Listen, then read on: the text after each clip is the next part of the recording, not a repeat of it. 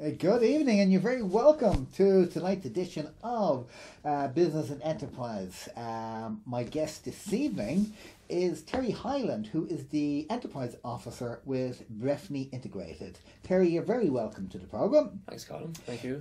Before we start off about Breffni Integrated and what it does, we might find a little bit of your own background first. Well, I suppose my background is in business in general. I went to college in Blanchardstown IT and studied business and enterprise there. Progressed from that, and I worked in insurance for a little while, and a job came up in Breffni Integrated involving working with people who were interested in becoming self-employed and setting up their own business. And it was an area I had studied quite a bit while I was in college, and I felt I was quite capable of getting involved in this area of work. So I applied for the position, and thankfully they took confidence in me, and while in that role, I went on and I achieved a master's in local government management.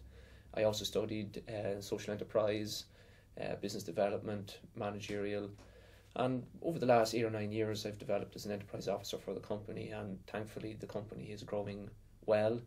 We've had a lot of interest over the years within the county in self-employment. And thankfully, we're in a region where people are very industrious, people have a lot of ingenuity, people are very entrepreneurial, and maybe that's down to the fact that there's been a lack of industry and investment in the region traditionally, as we're not near any ports, we're along the border. We've probably had to settle for the scraps of multinational investment, but thankfully the people in the region have been able to pull their socks up, and many of them have set up very successful businesses. And most of the employment in the county is down to people who are indigenous to the county and want to live here and help develop the economy. So I'm glad to be part of that. So that's you. Right, so last week we had Marcella Wooden of the County Enterprise Board in. Your functions do overlap as organisations, but how are you different from the County Enterprise Board? Well, the Cavan County Enterprise Board in themselves are a very, very strong and very efficient company, and we do a lot of work together.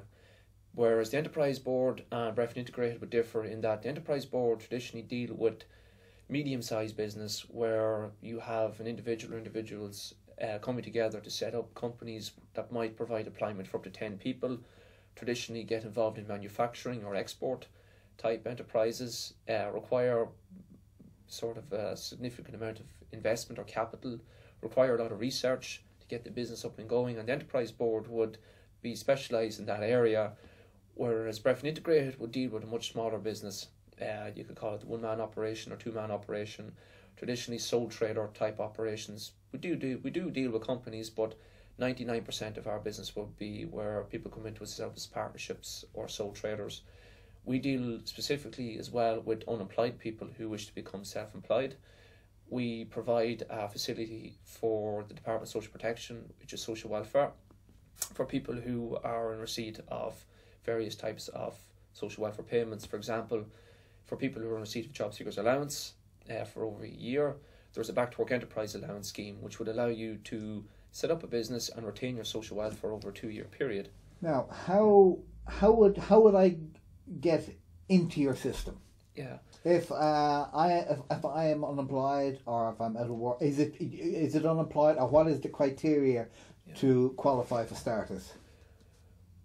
Well, generally most people would only hear of us when they are unemployed. We don't have a huge marketing budget to publicise our whereabouts, and many people wouldn't actually know we exist until they've actually become in the predicament of being unemployed. So we depend highly on our referrals basis from social welfare, from citizens information, from FOSS, and from MABS and various other agencies that would work with unemployed people who they themselves would have a huge recognition, and people know where they are and who they are, and as their interests or needs or desires become known to these agencies, they would then refer them down to us, and we'd work with them then on an individual basis. Our target is to work with people who are socially excluded and the most vulnerable in society. So a lot of the work we would do would probably go unnoticed to probably mainstream middle class earners within the county, We were very much a targeted program in that we would go into a maybe disadvantaged community, or maybe work with a minority group or a disadvantaged group, and a lot of the work there will be very targeted, it'd be very specific, and where we'd be working on progressing people socially and economically if we can as well. A lot of our work would probably go unnoticed. You said social exclusion. If you're socially excluded, what bracket do you fall in? What do you mean by socially excluded? People who are socially excluded are people who, for some reason or another, find it hard to engage with mainstream society. They were probably left behind in the Celtic Tiger, never really done well out of it. They're probably people who might have low levels of education, might come from a different religious background to the majority of people who live in their local area. They might have poor financial means. They might suffer with disabilities. They might come from a different race or creed, and for that reason they feel excluded from the community in which they live. Now, some of those social exclusion that you specifically mentioned, would that not, like, if you have difficulty dealing with mainstream, by extension, would you not have difficulty then being in business? Yes. People who are the most difficult to reach in society require a certain level of steps to bring them closer to engage with people in their community. We would run a number of assertiveness courses. We would run programs such as the STEPS program, which is about building confidence within people, motivating people, running programs and initiatives that help them to integrate with other people locally. And it would be from building foundations at that level and progressing people with motivation and confidence. Only then would you be looking at then pushing them into further, say, into self-employment, or helping them to attract employment in an area. So for people who are socially excluded or most disadvantaged, who lack confidence, lack motivation or self-esteem, we would first work with that person on working in those areas that are an inert to them, and then when they reach a certain level of capacity or capability, then we would help them to progress further. A lot of the clients that would come to me specifically to set up a business would have already achieved that, and then are looking at, okay, I have self-esteem, I have confidence, but I have poor financial means, I'd like to improve my circumstances, I'd like to get off social welfare dependency, local employment opportunities are not there, but I have a skill, I have a talent, or I've come up with a new invention, and I think that maybe there might be a market there for me. So maybe I would look at the opportunity of self-employment, and it's with that then we would progress them further on again through business training, business advice, referrals, how to attract funding, grant supports, loan supports, marketing, and at that stage then the client then has the full ability to move forward. So you're probably proof that entrepreneurship can be taught. Yeah, entrepreneurship can be taught for people. There are two theories that, one, you're born a leader, you're born an entrepreneur, and the other theory is that enterprise can be taught, and I'm of the belief that enterprise can be taught. I think that if people are in the right circumstances, have the right idea, and have a good work ethic within themselves, then I believe then that anybody can be entrepreneurial. We live in a region that has suffered from lack of investment, from whether it be through central government investment or through multinationals setting up here within the county, and it's not a coincidence that we have so much employment created in this region by people who are from this region. It's not that County Cavan has a higher percentage of natural born entrepreneurs than, say, Dublin or Cork. It's just that people decide, okay, no one's going to do it for me, so I have to do it for myself. And it's when people get into that situation that you find that people will find the enterprise spirit within themselves, and everyone has it. It's just down to circumstance and having the right idea at the right time. Oh, you mentioned earlier that you've been involved this year alone with the setting up of about 150 enterprises. Yes. That's a fantastic record, and well done on that. What is the success rate? Many? Yeah, I'm not going to butter it up by any means. Being in business is tough. If it was easy, we'd all be in business. It's not for everybody, and we get people into us who have brilliant ideas, but they themselves aren't capable of running the business. We get people into us who have fantastic ability and fantastic work ethic, but the idea itself is maybe weak. And a lot of the time people venture into business either lacking in one of those areas, and unfortunately not every business is going to be successful. And we are in a huge recession at the moment, where it's a poor economic climate out there, and it is a dog eat dog out there, and it's not for everybody. But what we would find is that, okay, we set up 150 businesses this year. 150 of those individuals were in receipt of a social welfare payment. If those people can attract some level of work, then their level of dependency on social welfare is somewhat reduced, whether they are full-time on social welfare or being supplemented by social welfare somewhat, their income. Because self-employed people who are, say, generating an income that is less than what they would receive on social welfare will in fact supplement your income to a certain level. So it's better that these individuals are contributing locally to the economy, they're buying locally, they're doing a level of work, they're generating a level of income that's outside of the social welfare dependency, and it's positive for the local economy and for the national economy, whether it be through taxes or through employment. And as we look at it, that a lot of these businesses are struggling, we would be there for them as a comfort, in that if somebody was falling down in business, maybe it's a marketing issue, maybe they're not advertising themselves correctly, and we would work with them then to see what's your marketing model at the moment, how are you advertising. Maybe you don't have a website, maybe you're advertising in the wrong media, maybe your business cards are too clunked or overcrowded. There's varying reasons. Maybe your price is too high, maybe you have two competitors in the area, maybe the rent is too high on your premises and you should look at maybe relocating, or maybe closing down the business, or not the business, but closing down the shop and opening an online presence instead. So do you ever actually tell anyone this is a good idea, this is not a good idea, or it is a good idea and I'm sorry but you don't have what it takes? Self-employment is not for you. Do you actually have to sit down and tell some people that what you're thinking of doing it isn't going to work?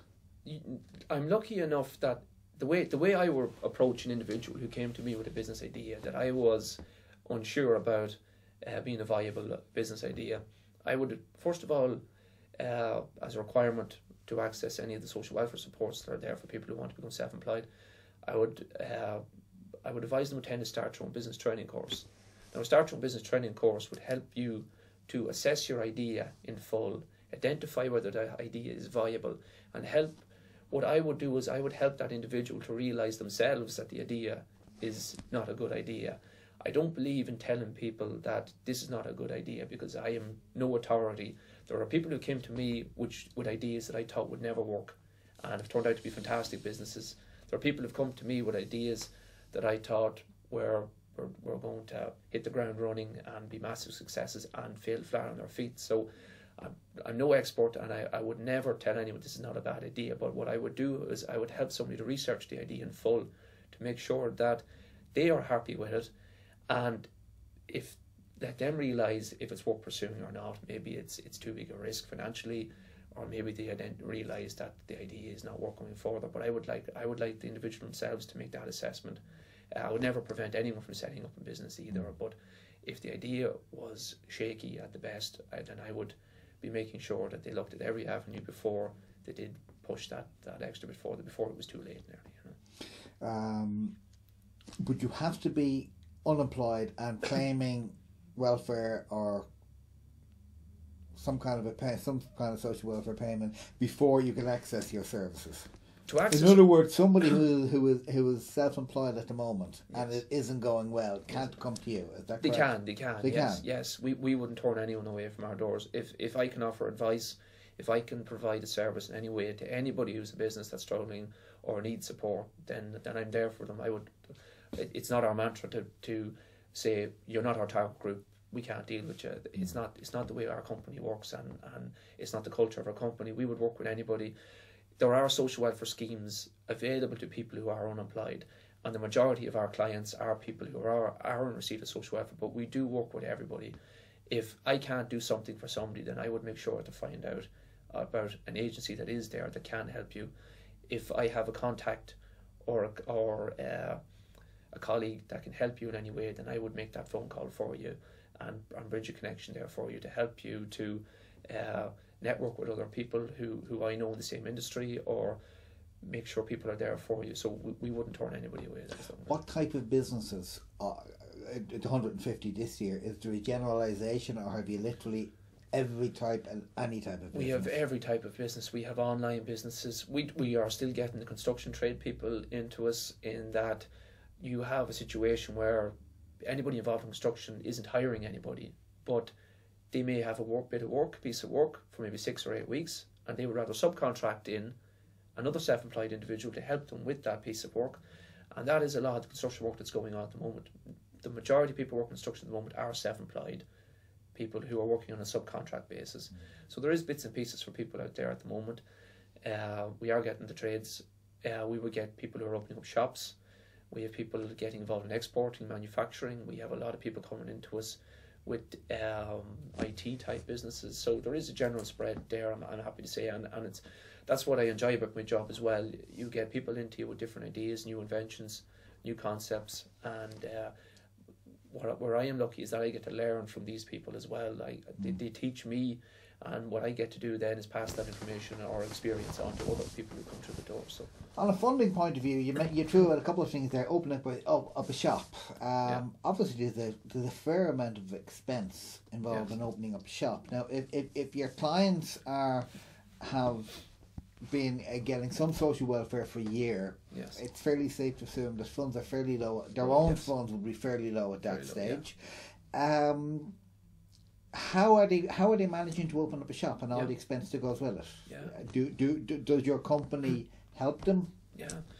With regard to opening up, say, retail outlets, first of all, if someone was a year on social welfare, they would qualify for the Back to Work Enterprise Allowance Scheme, which would allow them to keep 100% of the social welfare payment for 1 year and 75% for the second year, paid weekly into a bank account tax-free, regardless of how much money the business was generating. So that in itself is a form of a grant, you could say. With regard to open retail outlets, there is no government pot anywhere or grant agency that will grant aid you to pay rent anywhere. So what would happen with someone opening a retail outlet is they would either have to fund it from their own funds or attract some sort of finance, whether it be loan finance or family and friends, to pay for deposits or rent. We would at best advise people not to open retail outlets for the simple reason that the overheads are extremely high. In some cases people have to open up retail outlets, but a lot of cases where people traditionally would have opened retail outlets are now opening online businesses first, or they're trading from home, and they feel that the best way they can attract a customer is through an online presence, through social media, and through having their office based at home or having a shop based at home. They feel they can target people a lot easier. With retail outlets, at the moment, rents have come down significantly, and there are some good deals out there. We have set up people in premises, even in Cavan town here, where you've had landlords saying to the client, okay, I'll take a deposit off you, but I will take a substantially low rent for a period of 6 months. It could be €50 a week, and that client would take it on, and after 6 months the landlord would say to me or to the client, how are you fixed, how is business now? And the client can have the option of leaving that premises. So you find in a lot of cases landlords are hungry for clients out there at the moment, hungry for tenants, and they will do anything to get them in there. And there is often cases where they might even get a moratorium on the rent, where they wouldn't have to pay rent maybe for 6 months until they got up and running. Leases are left open. There's a huge flexibility out there. When on the subject of rent there, you said that the landlord would tell me or would tell the client. I don't know whether that was a slip of your tongue, or do you actually hold the client's hand? You know what I mean. We can do it. You would follow it through, organise meetings with a landlord, And with you on their side, the landlord might look upon it more favourably. Our work would be with the client, not so much bridging the tenant and the landlord, but a landlord may hand one of our clients a tenancy agreement, and we would look at that tenancy agreement to make sure that it was in the best interest of our client. So we would advise our client and say, look, there are some terms and conditions of this lease agreement that we're not that happy about. We would never tell a client not to go with it, because at the end of the day, a tenancy and landlord agreement is between the two parties. We can't in any way get in between that. But we would work in that the landlord might contact us if our client happened to say to the landlord, well, Terry and Breffni Integrated advised me to put in these terms and conditions into the tenancy agreement. The landlord may ring us to see why we put that in. We would engage with the landlord at that stage, but we wouldn't actively engage. But there has been occasions where the landlord has contacted us, maybe to see were we happy with the client, did we think the business idea was good, and also in cases where we would be advising the client on putting their own terms and conditions onto the lease agreement, such as a get out clause after 6 or 12 months, maybe having a reduced rent period for 6 months. A lot of those sort of initial ideas will come from us to the client, who would then engage with the landlord, and that's maybe what the landlord will have for contact. Of the 150 businesses that have started up this year, how many are still going? All 150. All 150 are still going. Yeah, every one of them are currently in receipt of the Back to Work Enterprise Allowance Scheme, which is a payment they're going to receive for 2 years.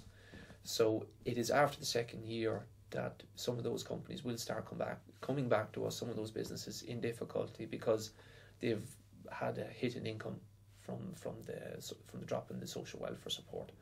And it is at that stage. But we would always say to our clients, don't wait until the 2 year period is up. Come to us 6 or 8 months before that if business is struggling. And it's at that stage that we can do more for you, in that we can prepare you for that drop in income after the second year, whether it be to reapply for supplement income from social welfare, or to help you improve the business in some fashion to generate more sales and more profitability. But if social welfare is effectively keeping the business going, and it's a fantastic idea for the first 6 months or for the first year, but if after the second year, when it stops and you've noticed that, well, I can't get by without my social welfare, at that stage, is it not time to say, it depends, this business isn't going to work?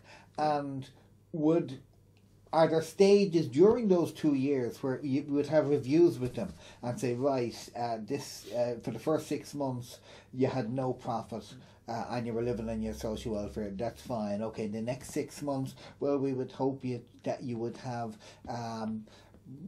profit of X, so that you can feel it gradually building up, so that at the end of the 2 year that there isn't that big drop.